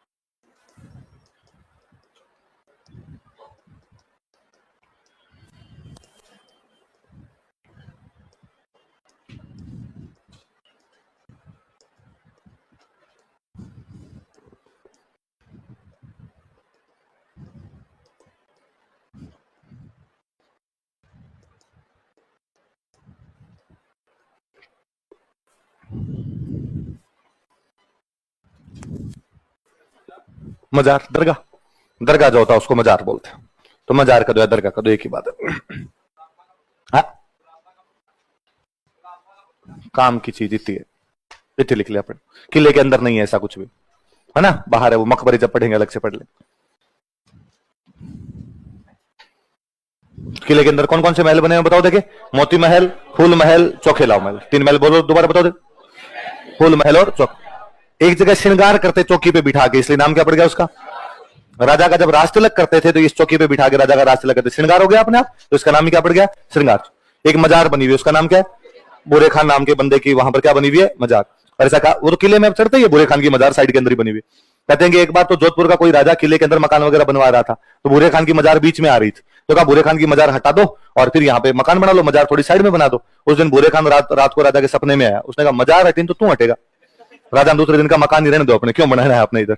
एक छतरी बनी हुई, किसकी बनी हुई है, हमने गिंगोली का युद्ध पढ़ा था, गिंगोली का जगत सिंह और मान सिंह के बीच में। मैंने कहा था युद्ध में जगत सिंह जीत जाता है और जगत सिंह जीत के आपके जोधपुर को घेर लेता है। जब जगत सिंह ने जोधपुर को घेर रखा था तब जोधपुर का एक सेनापति युद्ध में लड़ता हुआ मारा जाता है। वो तो सेनापति, और सेनापति कौन था, क्या नाम था सेनापति का, कीरत सिंह छोटा। मान सिंह का एक सेनापति था, वो यहाँ पे लड़ता हुआ काम आया, इसलिए उसकी छतरी बनी हुई है। दो बंदे हैं जिनके नाम क्या है, धन्ना और भीमा, या दोनों मामा भांजा थे, तो मामा भांजा की छतरी भी कहते हैं, या क्या कहते हैं, धन्ना भीमा की छतरी। जोधपुर में एक जगह पड़ती थी निमाज, और वो निमाज के सामंत के दो बंदे थे। निमाज के ठाकुर को राजा ने किले के अंदर बुला के मार दिया था, तो अपने उस ठाकुर को मारने के बाद जिन लोगों ने मारा था उनको मारते हुए दो उसके ठाकुर के बंदे काम आए थे। वो बंदे कौन कौन से थे, धन्ना और भीमा, या उनको किस नाम से जाना जाता है, इसलिए किसकी छतरी बनी हुई है, धन्ना भीमा की छतरी का दो, किसकी छतरी का दो। याद रहेगी बात। पहला महल कौन सा बना, ये जो मोती महल है, एक राजा हुए थे सूर सिंह, कौन राजा हुए थे, उनके द्वारा बनाया, बात लिख लो, सूर सिंह द्वारा निर्मित,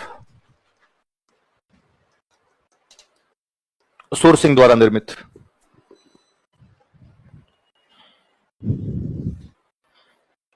ये जो फूल महल है, ये फूल महल बनाया अभय सिंह, अभय सिंह पढ़ा था हमने, लिख लो, अभय सिंह द्वारा निर्मित, constructed by Abhay Singh, constructed by सूर सिंह, अभय सिंह द्वारा निर्मित, अभय सिंह। अगला कौन सा, चौखेला महल, ये मालदेव का बनवाया हुआ, लिख लो, मालदेव के टाइम का महल।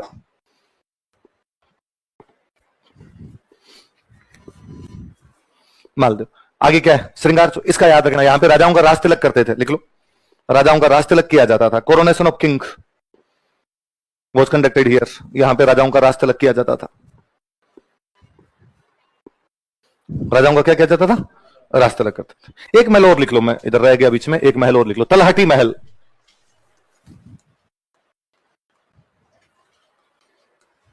तलहटी महल कौन सा महल है, ये भी सूर सिंह का बनवाया हुआ, लिख लो, सूर सिंह द्वारा निर्मित तलहटी पैलेस, किले की तलहटी में बना हुआ इसलिए तलहटी पैलेस हो गया।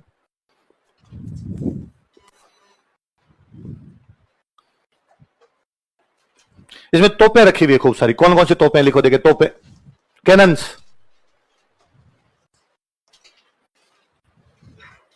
नाम बड़े जोरदार है, लिखो, किलकिला, जमजमा, भवानी, गजनी, शंभु बाण,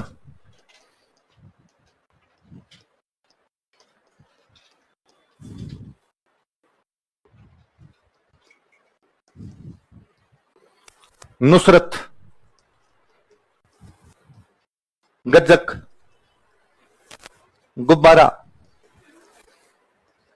गुब्बारा फूट गया, मतलब तोप चल गई। तो एक सवाल था एक बार मुझे याद है कि नुसरत, गज्जक और गुब्बारा क्या है? ग्रासिया महिला के नाक के 3 आभूषण, है ना, मूंग की 3 किस्में, मुर्गी पालन में काम आने वाले 3 टीके, और जोधपुर किले में रखी गई 3 तोपें। तो क्या है जोधपुर किले में रखी गई 3 तोपें? तो कभी कोई पूछ ले किलकिला व जमजमा क्या है, तो किलकिला और जमजमा क्या है? तोपों के नाम। जो तोपें कहां पे रखी हुई है? जोधपुर किले। और 2 तो कौन सी होगी? किलकिला और जमजमा। 2 कौन सी हो गई? भवानी और गजनी। फिर एक कौन सी है? 3 एक साथ पढ़ लेना। ये नुसरत, गज्जक, गुब्बारा, क्या क्या नाम बताओ देखिए, क्या क्या नाम है? नुसरत। शुरुआत वाली 2 कौन सी? किलकिला और जमजमा। बाद में 2 कौन सी? भवानी और गजनी। एक कौन सी बाण है? शंभु। भगवान शंभु का नाम लेके बाण छोड़ देते होंगे, तोप छोड़ देंगे, इसलिए नाम क्या हो गया? और 3 कौन सी आपकी? नुसरत, गज्जक, गुब्बारा। क्या क्या नाम है? नुसरत। ये कौन सा किला हो गया आपका? मेहरान। कौन सा किला है? आगे लिखो, जूनागढ़।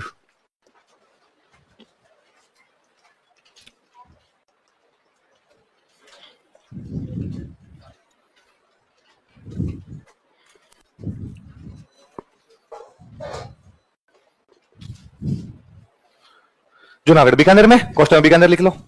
जूनागढ़ बीकानेर। मैंने बताया भी था बीकानेर में एक राजा हुआ राय सिंह। राय सिंह ने करमचंद की देखरेख में किले का निर्माण करवाया था, बताया था। एक लाइन लिख लो, बीकानेर महाराजा राय सिंह ने इसका निर्माण करवाया था। बीकानेर महाराजा राय सिंह बिल्ट इट। बीकानेर महाराजा राय सिंह ने इसका निर्माण करवाया था। बीकानेर महाराजा राय सिंह बिल्ट इट। बीकानेर महाराजा राय सिंह ने इसका निर्माण करवाया था। बीकानेर महाराजा राय सिंह बिल्ट इट। किसने निर्माण करवाया? बीकानेर महाराजा राय सिंह। कौन से किले का? जूनागढ़ किले का निर्माण करवाया। अब देखो बीकानेर में न तो पहाड़, तो पहाड़ के किनारे बन नहीं सकता, न नदियां, तो नदियों के किनारे भी नहीं बन सकता, एकदम जमीन पे बना हुआ। और जमीन पे जब भी कोई किला बनेगा तो वो आयताकार ही होगा। भाई कोई मकान होता जाता रेक्टेंगल शेप के होता है। पहाड़ पे तो क्या, जैसा पहाड़ का शेप होगा वैसा किला बनाना पड़ेगा। आप पहाड़ यदि त्रिभुज का है तो कैसा बनाना पड़ेगा? त्रिभुजा का। पहाड़ यदि अंडे जैसा है तो किला भी कैसा हो जाएगा? अंडा का। तो यहां पे जमीन की शेप जो थी, जमीन पे तो कैसे बना लो, तो जमीन पे ज्यादातर होंगे चतुर्भुज आकृति में बने। किस आकृति में? तो ये किला कौन सी आकृति बना हुआ है? लिखो, यह किला चतुर्भुजाकार आकृति में बना हुआ है। यह किला चतुर्भुजाकार आकृति में बना हुआ है। This fort is constructed in rectangle shape. आयत का दो, चतुर्भुज का दो, एक ही बात। This fort is constructed in rectangle shape. यह किला चतुर्भुजाकार आकृति में बना हुआ है।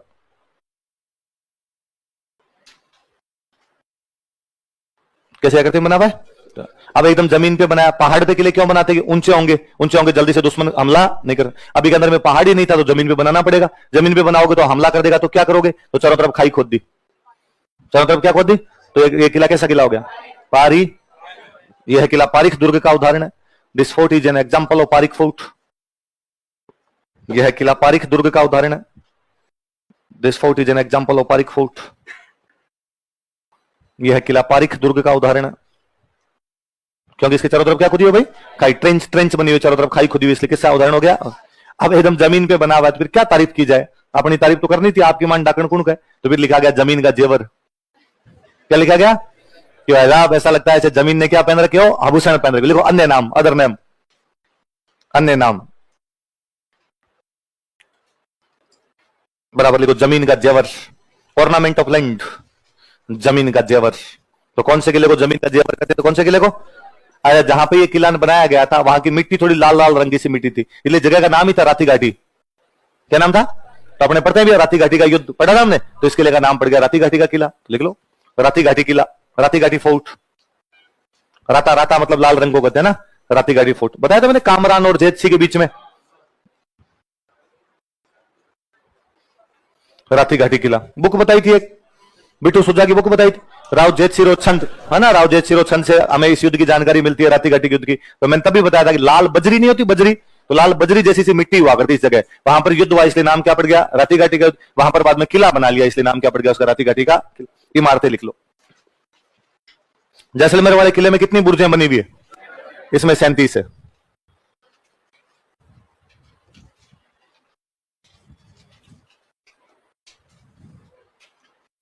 अनूप सिंह ने महल बनाया, इसलिए नाम हो गया अनूप महल। गंगा सिंह ने बनाया इसलिए नाम हो गया गंगा विलास महल।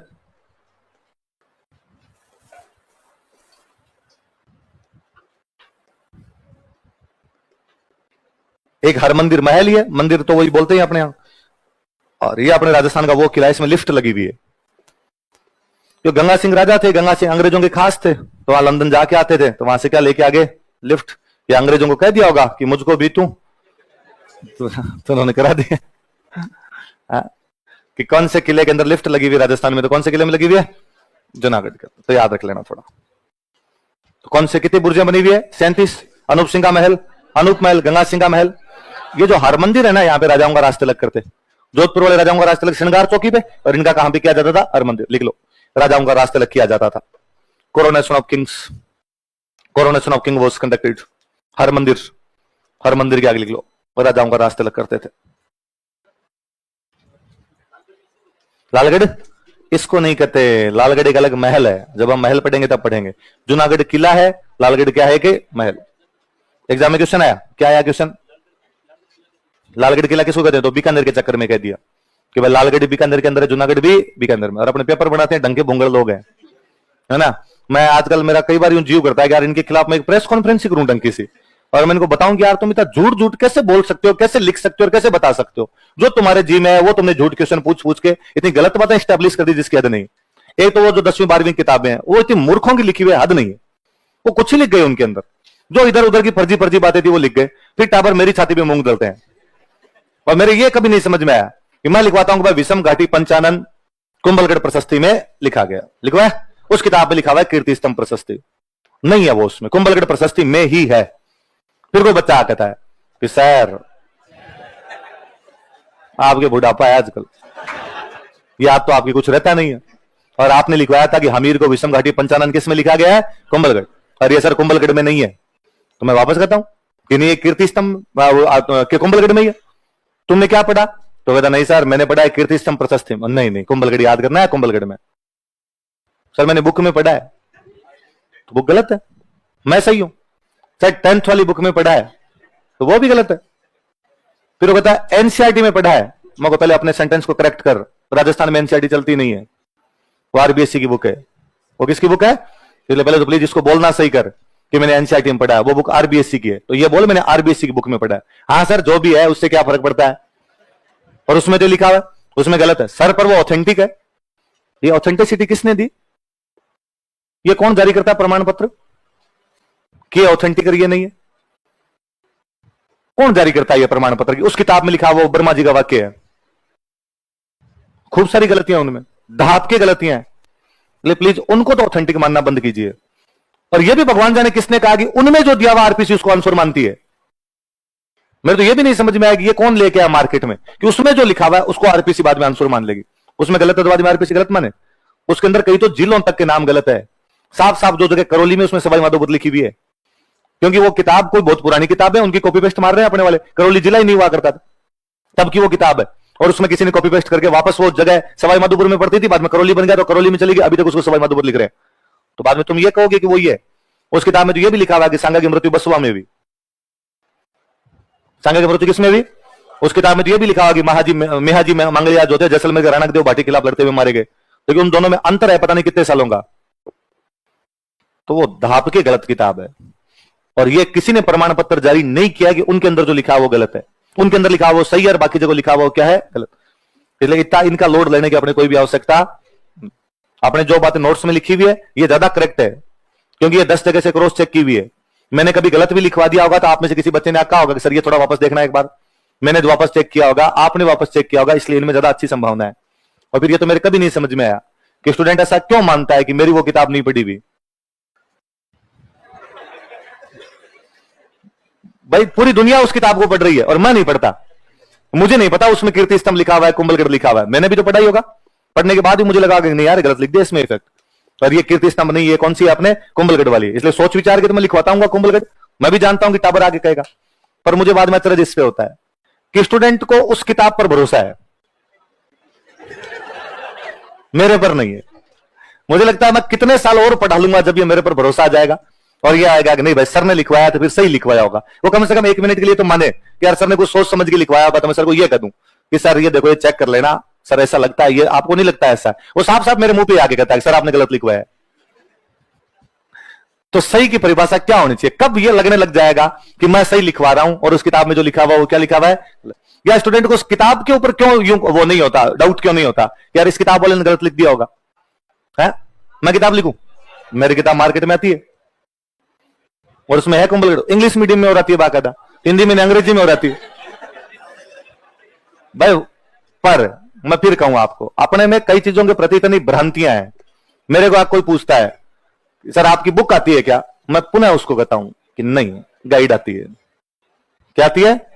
गाइड आती है। बुक बहुत अलग चीज होती है। बुक हमेशा खुद के रिसर्च के आधार पर लिखी जाती है।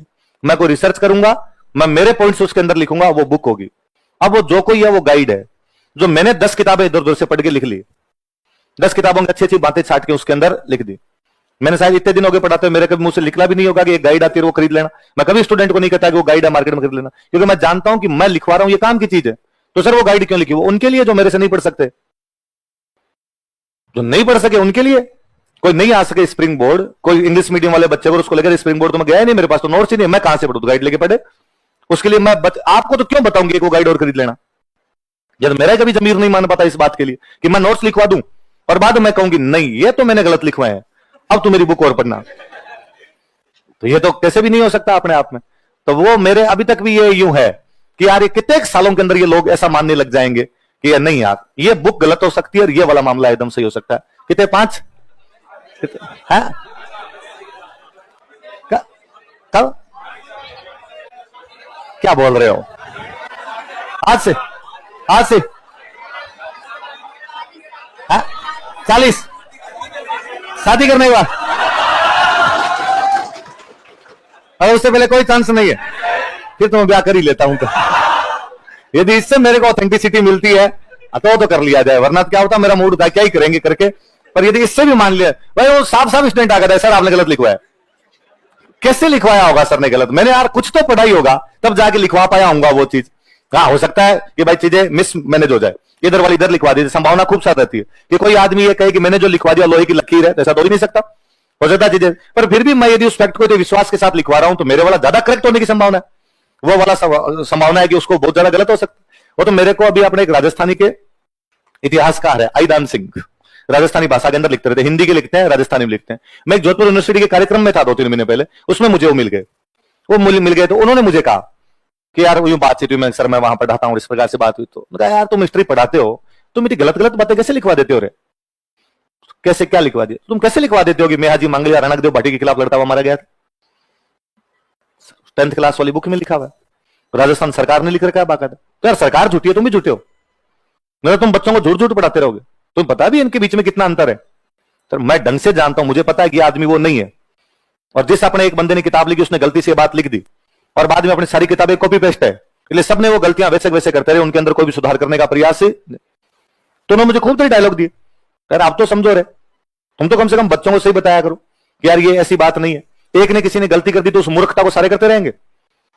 बात तो सर सही है, आपको मूर्खता तो नहीं की जानी चाहिए। तो मैंने इस बार आपको नहीं लिखवाया कि मैं हाजी मांगलिया रणकदेव भाटी के खिलाफ लड़ते हुए मारे गए थे। अपने साथ दिक्कत भयंकर ये भी, अपने राजस्थान का इतिहास जिन लोगों ने बाद में 10वीं 12वीं की किताबें लिखी, इनमें ज्यादातर लोग तो राजस्थान के नहीं थे, यूपी वाले लिख गए।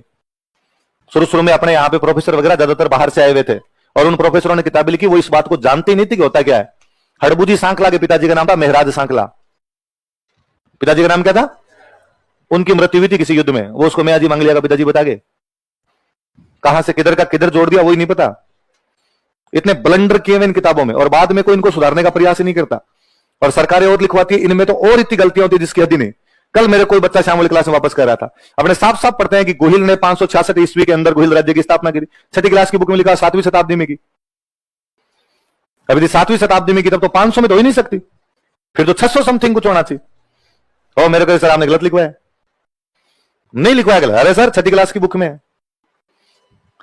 तो ये कैसे माना जाए कि 6ठी वाली सही और अपने गलत है? इसका क्या पैमाना है? तो साफ यार सामोली वाला अभिलेख ही 646 का है और सामोली वाले अभिलेख के 5 पीढ़ी पहले गोहिल हो गया था, तो गोहिल 5वीं में तो अपने आप ही, उसमें 500 समथिंग में तो अपने आप ही चला गया। तो शताब्दी कौन सी आ गई? 6ठी। फिर सिंपल सा बात बताऊं, ये जो किताबें लिखी जाती है 5वीं 6ठी 7वीं 8वीं 9वीं 10वीं, ये उन्हीं बच्चों के लिए, आपके लिए नहीं है।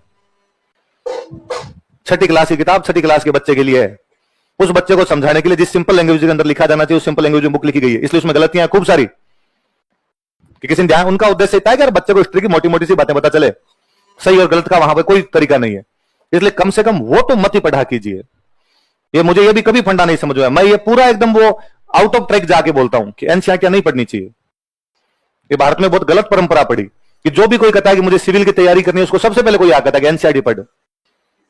ये इसलिए कहा जाता था पहले क्योंकि पहले कोचिंग नहीं थी, पहले बुक्स नहीं मिला करती थी, पहले नोट्स नहीं मिला करते थे। अब मान लो आपके पास कोचिंग भी नहीं है, आपके पास नोट्स भी नहीं है, आपके पास बुक भी नहीं है, अब कहां से शुरू करोगे पढ़ना? कोई ना कोई तो बेस होना चाहिए, कहीं ना कहीं सिंपल तरीके से तो शुरू करें। तो सिंपल तरीका क्या होना चाहिए? तो किसी ने कहा एनसीईआरटी पढ़ ले, और वो ऐसा पढ़ा अब पीछे चीजें कि एनसीईआरटी पढ़ ले, एनसीईआरटी पढ़ ले। अब स्टूडेंट नोट्स पढ़ लेता है, बुक पढ़ लेता है, उसके बाद अभी उसको एनसीईआरटी और पढ़नी है। अरे अब नोट्स उस एनसीईआरटी से भी ज्यादा सिंपल लैंग्वेज में है। इतनी सिंपल लैंग्वेज के अंदर एनसीईआरटी तो है ही नहीं तुम्हारी।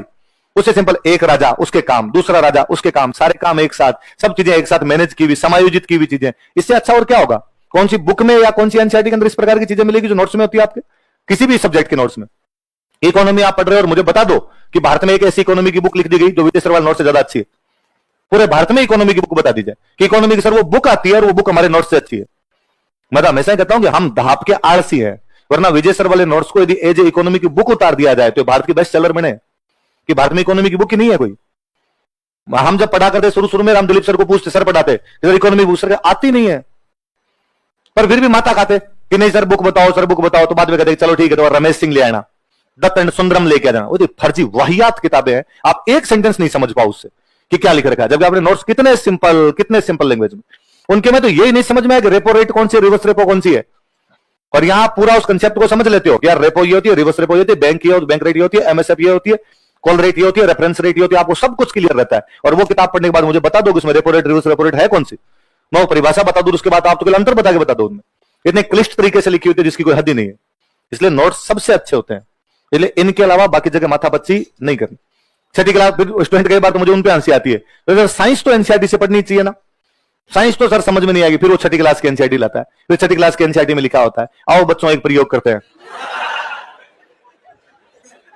गमले में लगा एक पौधा लीजिए तथा उस पौधे पर एक पॉलीथीन बांध दीजिए। अब इस पौधे को कमरे के अंदर रख दीजिए। 3 दिन बाद जब आप पौधा देखते हैं तो आप क्या देखेंगे कि पौधे की पत्तियां सूख चुकी है। बच्चों बताओ पौधे की पत्तियां क्यों सूख गई? क्योंकि पौधे को सूर्य का प्रकाश प्राप्त नहीं हुआ। क्या प्राप्त नहीं हुआ? अर्थात पौधा सूर्य के प्रकाश की रोशनी में प्रकाश संश्लेषण की क्रिया फोटोसिंथेसिस करता है, जिससे क्लोरोफिल का निर्माण करता है और उसे पौधे की पत्तियां हरी रहती है। बच्चों हमने जाना कि किसी भी पौधे के जीवित रहने के लिए प्रकाश संश्लेषण की आवश्यकता होती। अब इस प्रयोग को अपने अन्य साथियों के साथ कीजिए तथा क्लास में भी दोहराइए। ये वाली 2 लाइन है, इससे जो आपने निष्कर्ष निकाला, ये जहां कहीं आपने पौधा पढ़ा होगा उसकी शुरुआत वाली 2 लाइनें हैं। आपके नोट्स में सबसे पहले ये लिखवाया हुआ होगा कि भाई प्रकाश संश्लेषण की क्रिया के अंदर ये पौधा करता है। ये सिंपल सी नोट्स में लैंग्वेज है, पर स्टूडेंट को नोट्स नहीं पढ़ने। अब उसको छठी वाली एनसीईआरटी पढ़नी है जिसमें आओ बच्चों प्रयोग करें। क्या तुमने एक मनुष्य को देखा है? क्या तुम्हें पता है उसके 2 हाथ तथा 2 पैर तथा ये पढ़ता है? तो प्लीज वो तो मत ही पढ़ा कीजिए। मैंने तो वो ऑनलाइन वाली क्लासें चलती तब मैंने एक दिन बच्चों को खूब फटकारा, यार तुम ये एनसीईआरटी कैसे पढ़ सकते हो? वही नोट्स पढ़ने के बाद तुम्हें एनसीईआरटी पढ़नी है, तुम कोचिंग लेना बंद करो, तुम नोट्स पढ़ना बंद करो, तुम बुक पढ़ना बंद करो, तुम एनसीईआरटी से तैयारी कर लो, कोई दिक्कत नहीं, वो बेस है, वहां से तैयारी हो जाएगी। पर इनको पढ़ने के बाद कौन पढ़ता है? उनको डिग्रेडेशन किस बंदे का होता है? बंदा प्रमोट करता है अपने आप को, तुम डिमोट करते हो कि हमने ढंग की चीज पढ़ ली, अब जाके बाबा दूर खाएंगे वहां और वो वाली पढ़ेंगे बाद में। किसी ने वो कट करके और लगा दिया। मुझे लगता है ये एकमात्र हम स्प्रिंग बोर्ड ही है भारत के अंदर जिसमें हम कहते हैं कि एनसीईआरटी नहीं पढ़नी, वरना भारत में हर कोई आदमी ये कहेगा, क्योंकि लोग धारा के विपरीत नहीं तो बोलना चाहते हैं ना चलना चाहते हैं। हर कोई आदमी कहेगा कि वो पढ़ना है। वो कोई वीडियो वायरल हुआ, उसके नीचे लोगों के धोबे भर भर गालियां थी, तेरे जैसे लोगों को क्या पता एनसीईआरटी की कीमत क्या होती है। मैं कीमत तो 17 रुपए है, मैं जानता हूं उनकी। 227 रुपए में सारी एनसीईआरटी मिलती है, लाइव भी है मेरी भी, क्या कीमत है उनकी। तो अपने लोड नहीं लेना है चीजों, तो ध्यान ही रखा करो उन किताबों का। उनको जब भी पढ़ो इसलिए हमेशा दिमाग के तंतु इतने खुले रखने कि सही क्या और गलत क्या उसका भेद खुद कर सको। तब तक शिक्षा का कोई महत्व नहीं है जब तक आपको सही और गलत के अंदर खुद को भेद ना करना है। भले कोई मैं कहूं, भले कोई एनसीईआरटी कहे, भले कोई फलान जी कहे, भले ब्रह्मा जी कहे, आपका स्व विवेक अपने आप बता देगा थोड़े दिनों में पढ़ने पे कि क्या चीजें सही और क्या चीजें गलत है। इसलिए पढ़ा कीजिए, यूं बनी बनाई चीजों पे मत रहा कीजिए। और सिविल वाली तैयारी ये तंतु ही खोलती है। मुझे हमेशा लगता है कि यार थर्ड ग्रेड वाले टीचर की जो तैयारी करता है ना स्टूडेंट, उसकी राजस्थान जी के मेरे से भी अच्छी हो जाती है। यार मेरे को तो इतनी चीजें आती नहीं, वो थर्ड ग्रेड मार्क्स वाले जो होते हैं वो भगवान जाने क्या क्या पढ़ लेते हैं। ऊंची चोटी कौन सी है, गहरा कुआ कौन सा है, कितना ऊंचा पड़ता है, कितना नीचा है, सूर्य की पहली किरण कहां पड़ती है, ज्यादा किरण। ये कांस्टेबल, पटवारी, ग्राम सेवक, मार साहब जितनी तैयारी करते हैं उन सब बच्चों की पढ़ावा रहता है, पर उनको ये चीजें ऐसी क्यों है, इनके पीछे कुछ भी लॉजिक नहीं पता होते। हम सिविल की तैयारी करने वालों को, हम आरएसआईएस की तैयारी करने वालों के पास में ये बेनिफिट हमेशा रहता है कि हम ये भले ही दो चीजें कम जाने कि ये क्या है, पर हम ये जानते हैं ये क्यों है। इतिहास का उद्देश्य कब और कहां नहीं है, इतिहास का उद्देश्य उसके पीछे निहित शक्तियों का पता करना है। वो यदि आपके दिमाग में नहीं घुसती है तब तक तो फिर यार ये केवल फैक्चुअल ज्ञान है, फैक्ट लेके घूमते रहते हैं अपने चीजों को, बस कि भाई ये रट लिया, ये इतना इतना इतना इतना। इसलिए बाद में सवाल थोड़ा सा भी इधर उधर आता है, बच्चा कर नहीं पाता। इसलिए ऐसे नहीं पढ़ना कभी भी, चीजों को हमेशा ढंग से दिमाग से थोड़ा सा पढ़ना, तो बाद में सवाल भी सही होते हैं और कभी गलत नहीं होते। फिर बोले कोई सन की बात हो, कोई और बात हो, थोड़ा बहुत ऊपर नीचे भी होता है तो स्टूडेंट अपने हिसाब से कर लेता है उस चीज को। तो कौन सा किला हो गया आपके? जूनागढ़। अगला लिखो, बटनेर।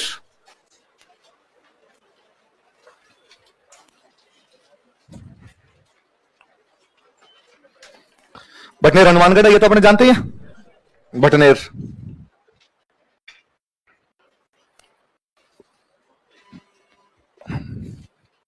एक राजा हुआ था भूपत भाटी। कौन राजा हुआ था? उसने यहां पे किला बनवाया था। ये भाटियों की राजधानी थी। नेर, नेर का मतलब होता नगर। नेर का मतलब क्या होता? बिका का नगर था इसलिए, सांगा का नगर था इसलिए, वैसे भाटियों का नगर था इसलिए क्या हो गया? बट्टीनेर। बट्टीनेर बट्टीनेर किया गया इधर, बट्टीनेर बट्टीनेर करते करते क्या हो गया? बटनेर। तो ये भूपत भाटी नाम का एक राजा था, उसने इस किले का निर्माण करवाया। लिखो, भूपत भाटी ने इस किले का निर्माण करवाया था। Bhupat Bhati built this fort.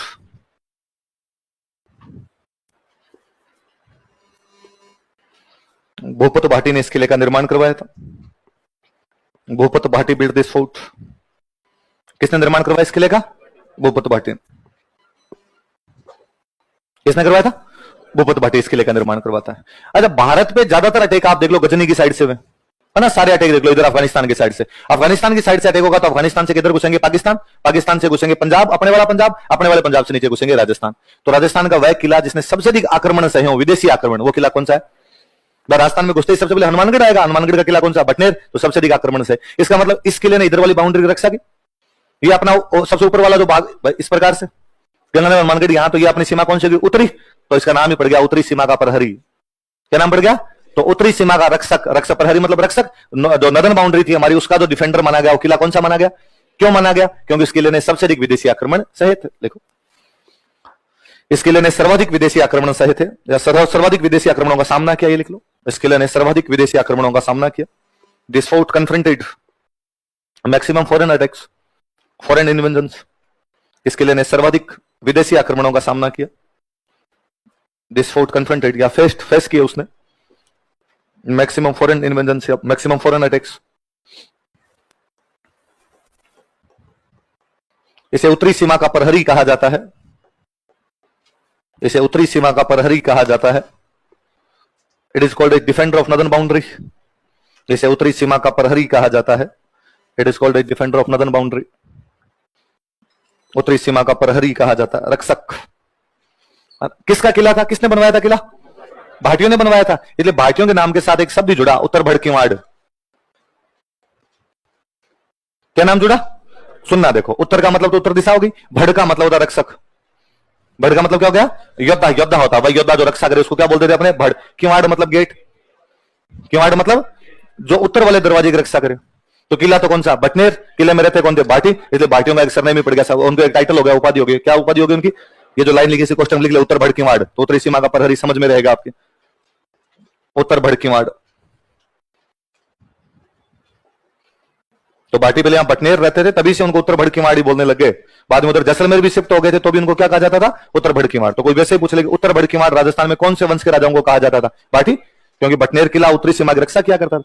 अच्छा, भारत में इधर से अटैक होते, इधर से एक बहुत बड़ा अटैक हुआ आपने 1396 के आसपास, तैमूर ने किया। किसने अटैक किया? बाबर सेन। बहुत पहले बाबर का एक पूर्वज यहां पे आके गया था और उस पूर्वज का नाम क्या था? तैमूर। तैमूर ने यहां पर अटैक किया। तैमूर ने अटैक किया तो उसको बहुत जोर आया इस किले को जीतने में। किला जीत तो लेता है लेकिन उसको ताकत का सामना करना, ताकत लगानी पड़ी पूरा। इसलिए अपनी डायरी में लिखता है, अपनी बुक में लिखता है कि ये भारत का सर्वाधिक सुरक्षित किला है, कि भारत में सबसे ज्यादा सिक्योर्ड यदि कोई फोर्ट है तो वो फोर्ट कौन सा है? ऐसा कौन कहता है? देखो, तैमूर के अनुसार तैमूर के अनुसार, अकॉर्डिंग टू तैमूर, यह भारत का सर्वाधिक सुरक्षित किला था। It was most secured fort of India. यह भारत का सर्वाधिक सुरक्षित किला था। It was most secured fort of India. यह भारत का सर्वाधिक सुरक्षित किला था। It was most secured fort of India. यह भारत का सर्वाधिक सुरक्षित किला था। कौन सा है सर्वाधिक सुरक्षित किला? तैमूर ने आक्रमण किया ना, तो अपने यहां पे साका हुआ। तो साके में दो चीज होती है, एक तो केसरिया होता है, क्या होता है जोहर। इसमें यहां पे एक जोहर वाली बड़ी जोरदार बात, ये जब जोहर हुआ बटनेर वाला जोहर, इसमें मुस्लिम महिलाएं भी भाग लेती है। तो राजस्थान में ऐसा कोई जोहर जिसमें हिंदू महिलाओं के साथ साथ मुस्लिम महिलाओं ने भी भाग लिया था, वो कहां पर हुआ था? बटनेर। किसके आक्रमण के टाइम? लिखो, तैमूर के आक्रमण के समय, during attack of Timur. Timur के आक्रमण के समय, तैमूर के आक्रमण के समय, ड्यूरिंग अटैक ऑफ तैमूर, इस किले में हिंदू महिलाओं के साथ साथ मुस्लिम महिलाओं ने भी जोहर किया था। इस किले में हिंदू महिलाओं के साथ साथ मुस्लिम महिलाओं ने भी जोहर किया था। Muslim women along with Hindu women committed jauhar in this fort. Muslim women along with Hindu women committed jauhar in this fort. इस किले में हिंदू महिलाओं के साथ साथ मुस्लिम महिलाओं ने भी जोहर किया था।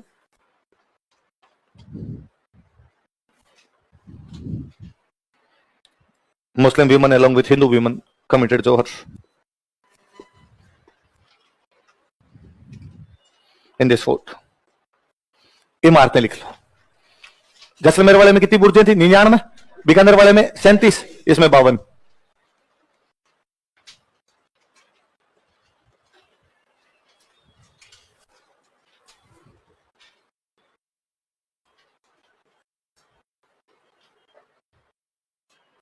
बीकानेर में राजा हुए राय सिंह।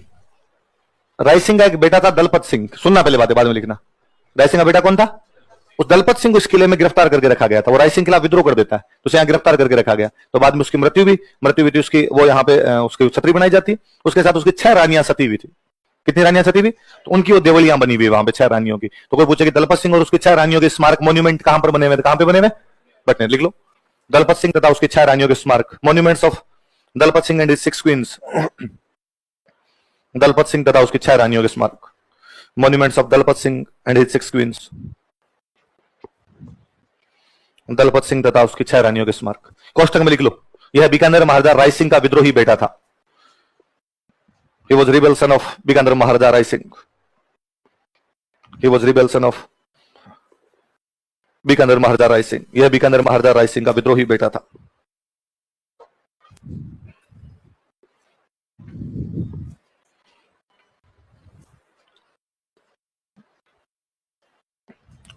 शेर खान का मकबरा।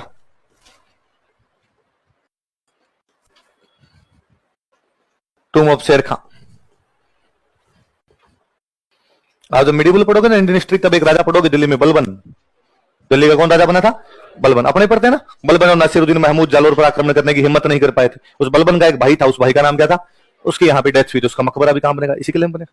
किले के बाहर की तरफ एक माता जी का मंदिर है, भद्रकाली माता। भद्रकाली माता मंदिर।